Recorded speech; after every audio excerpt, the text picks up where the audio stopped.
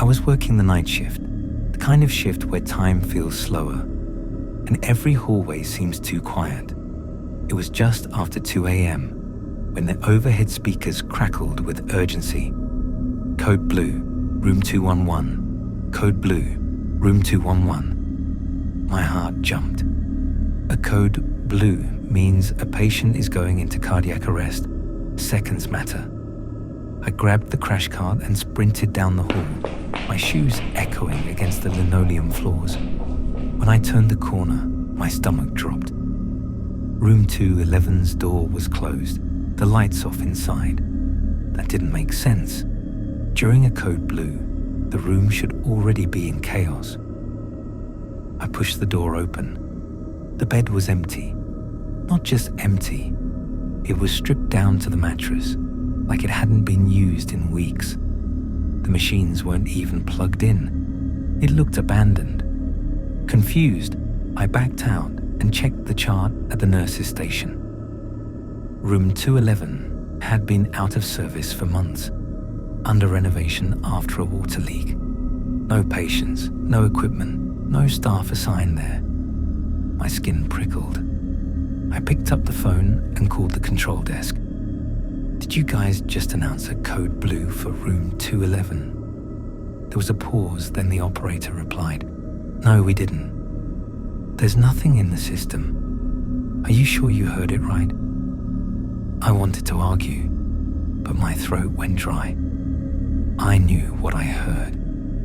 The voice over the loudspeaker had been clear, commanding, almost too familiar. Shaken, I wheeled the cart back. That's when I froze. Through the small window of room 211's door, something was staring back at me. A pale figure stood in the dark, its face pressed right against the glass. It wasn't breathing, it wasn't blinking, just smiling. The kind of wide, unnatural smile that showed every tooth. I stumbled backward, nearly tipping the crash cart. My eyes darted away for just a second, and when I looked back, the window was empty. But before I could even breathe, the loudspeaker crackled again. This time, in that same commanding tone.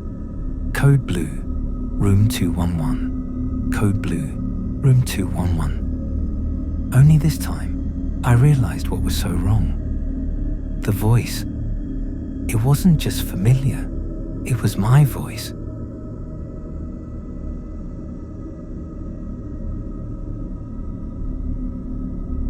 I was working the night shift at Johns Hopkins Hospital back in November 2017. It was one of those humid nights where the air conditioning barely kept the wards cool and everything felt heavy and still. I was covering the medical ward, and as usual, I started my rounds around 2:30 a.m. That's when I noticed something odd. Bed 6 in the corner was occupied. An elderly man, frail and bald, was lying there, staring at the ceiling.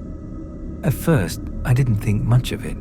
We often had late-night admissions. But when I checked the chart, Bed 6 had been empty since the patient there, a man named Mr. Tom, had passed away just 2 days earlier. His belongings were already collected by his family. I froze, looking back and forth between the chart and the bed. The man was still there, still staring, but now his head slowly turned toward me. "Nurse, water," he whispered, his voice dry and rattling. Something about the way he spoke made my stomach twist. His lips looked cracked, but his teeth, they weren't right. Too many, too sharp. I hurried back to the station to call Dr. Anand, the on-call physician. But when we returned together, not even 5 minutes later, Bed 6 was empty. Sheets perfectly made. No one had touched them. Dr. Anand gave me a look, half annoyed, half concerned, and told me I was just tired. But then, as he flipped through the chart to prove it, we both heard it. A loud, hollow cough came from Bed 6. We stared at the empty bed. The cough came again, wet and deep, like someone drowning in their own lungs. That was enough. We both stepped back. Dr. Annan closed the chart and whispered, "Don't say anything. Just let it be." The next morning, when the day shift came in, one of the older nurses, Cac Ross, pulled me aside. She asked if I'd seen anything strange. I hesitated, but eventually nodded. Her face went pale. "Mr. Tom died in that bed," she said quietly. "He was gasping for air, coughing like that until his last breath. And every so often, he comes back, still waiting for water that he'll never drink." Since that night, I refused to do my rounds alone. And even now, whenever I pass a hospital room in the dark, I find myself glancing at the beds, terrified I'll see someone who shouldn't be there.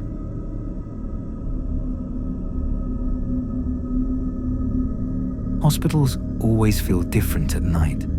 The air is heavier, the lights are colder, and every sound echoes louder than it should. It was just past 3 a.m. when I was assigned to make rounds at St. Mary's Medical Center. The halls were silent. Most patients were asleep. But then, I noticed something strange. Room 413. It was marked "Do Not Disturb." Usually, that means the room's empty or under maintenance. But the digital patient board outside told a different story. Name: Evelyn Carter. Age: 72. Admitted: March 5th, 1989. That was over 30 years ago. Out of curiosity, I pushed the door open. The room was dark. A faint lamp glowed in the corner, and sitting upright in the bed was an old woman. Her hands folded neatly in her lap, her skin pale, almost translucent. She didn't blink. She didn't move. She just stared at the wall. I whispered, "Mrs. Carter?" No response. I stepped inside. The hair grew cold. That's when I noticed something that made my stomach drop. The monitors beside her bed weren't plugged in. The wires dangled loose. And yet, the screen still showed steady vitals. Then the intercom crackled. A distorted voice whispered through the static, "Room 413. Do not enter." My blood ran cold. I turned back toward the bed, and that's when I heard it. The sheets shifting. The bed was empty. No trace of Evelyn Carter. No indent in the mattress. Nothing. But the bathroom door inside the room was slowly creaking open. I didn't wait. I bolted down the hall toward the nurse's station. I looked at the patient board again. Room 413 was blank. No name, no record, nothing. And yet, behind me, from the hallway, came the sound of bare feet, dragging against the tile, getting closer.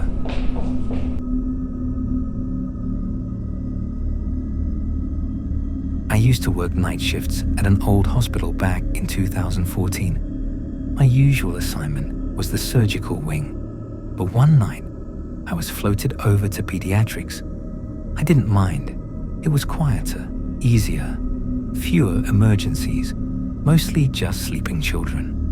But pediatrics had a reputation. Some of the older nurses used to joke about the baby in the nursery.